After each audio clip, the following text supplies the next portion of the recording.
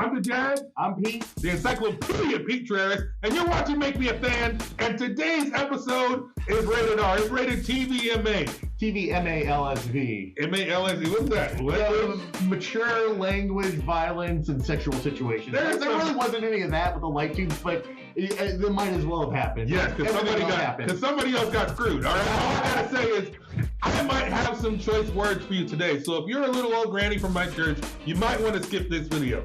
However, if you are not from my church, stay tuned and be warned, because there's blood and there's a lot of stuff in this video. I'm being 100% serious, America. There's going to be some blood and some violence in these photos, because this is a death match. I have never in my life seen a death match before. To be perfectly honest, I had no desire to see a death match before, but this was part of the GCW card. This is part of the GCW culture. Encyclopedia, tell them the points we got to know about this match. So, yeah, I think that's definitely a great thing is every GCW show has at least one death match. Yeah. And I think that's really kind of what GCW does really well is that they're going to show you a little bit of everything, and it's very much like a sampler platter. And that I think Southern California really got death matches after this, because this was a really good match. There was a lot of psychology. I think you made a good point there, because we started off with the scramble, right? Then we had kind of a hardcore match with the doors and the staplers and all that stuff. And then wild stuff. Then we had some technical mat wrestling, some good just one-on-one wrestling with Deppen and Bay, and now we had a death match. So it is like a sampler.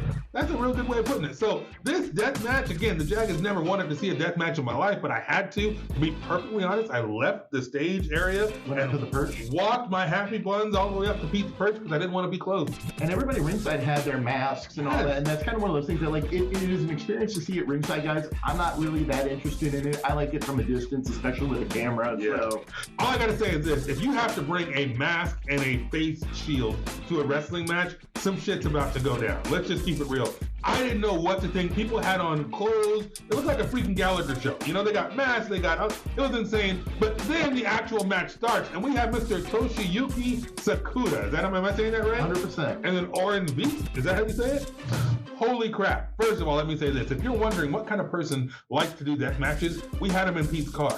And he loves death matches. I thought, what guys, just maybe that's all you got left. You got to do a death match. No, this man loves death matches. He appreciates death matches. He is passionate about death matches. He was one of those top students in his school, and they were like, you don't need to do this. And he's like, yes, I do. This is what I love to do. I love this more than wrestling, just a regular match. But I will say, though, Orin did show a very technical side of the match. He did. There was some good grappling.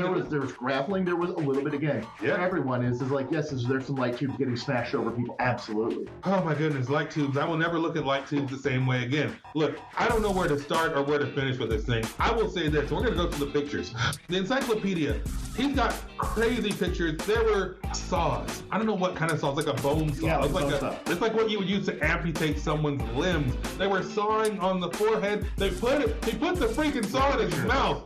Put the saw in his mouth. My God, dude, I can't even put into words. We'd have one where we couldn't see what was happening, and he ended up getting thrown onto the knife board. Oh, God, there was a knife board. If you saw a shop. 1/4-inch board, and then you go to Home Depot and you get the foam. Just the regular foam that they have there is just the length of the dollar store knives that go in these boards. So hold the knives in place. Guys, this is crazy. And they saw these knives on their faces, and there's tables and chairs and doors and oh, here's a freaking he did a senton. He did a senton. He was going to try to do a hurricane run. Okay. Missed and did a senton through the door. Yeah. There's the saw. My goodness, the saw. People, I cannot tell you if you like death matches. First of all, we don't have much in common. This was crazy for me. It was a traumatic experience. Like, I'm watching it like, you know, I enjoyed it, but it was like, holy crap, I couldn't believe what I was seeing. If you like death matches, you're gonna love this one, but holy crap, go back to that one.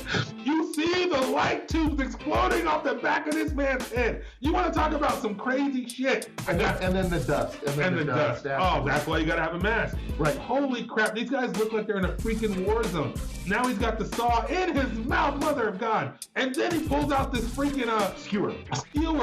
Holy crap, America! And then yeah. Dude, he takes out the skewer and he's going to skewer it into my man Veidt's face, but Veidt reverses it and then pierces Sakuda's face. It goes in one cheek and out the other cheek. What the hell is going on, Veidt? This is that crazy stuff that it's like, guys, deathmatch and then knife boarding where he kicks him with a knife board. Yeah, blood everywhere. It's one of these things that there's definitely an art to it. And the pacing on this match was great. That there was a lot of psychology along with a lot of violence. At the end of this match, I think there were 4 like 2 left or something. Because, and I got video, these guys go at it. 1, 2, 1, 2. Yeah, they're taking turns smashing the freaking light tubes over each other's head. I didn't know what to think, but there's some great wrestling in this thing too. Suplexes and sliced bread too from the middle rope. I mean, so like, yeah, there's a lot of really good technical wrestling on top of it. I will tell you this: when this match was over, I felt like I've been through this spin cycle.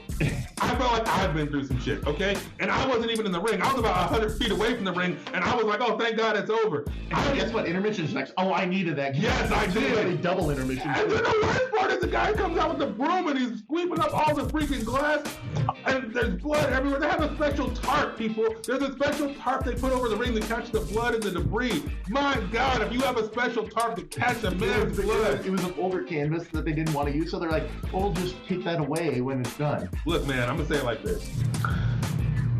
I do not have any plans to wrestle, okay? I want to be a manager, I want to be a commentator, I want to be a ring announcer. That's why I'm going to Santino's in January. However, if somehow, by some freak miracle, I drop 50 pounds and I decide to start wrestling, you will never, ever get me to do a death match.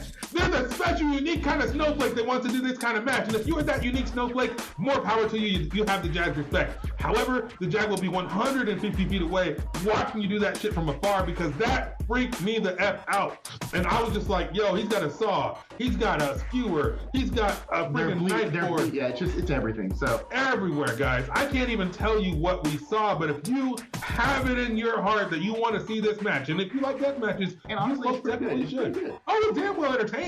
You gotta watch this, man. You gotta pony up Fight TV or IWTV, whatever, and get your butt online so you can watch this match because it was impressive.